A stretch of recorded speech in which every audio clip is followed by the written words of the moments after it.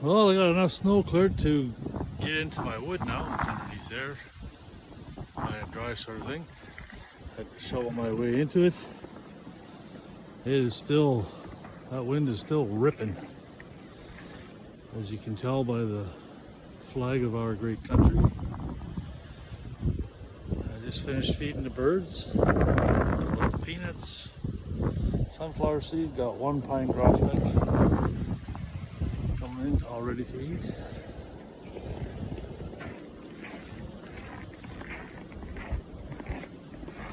Filled up the water.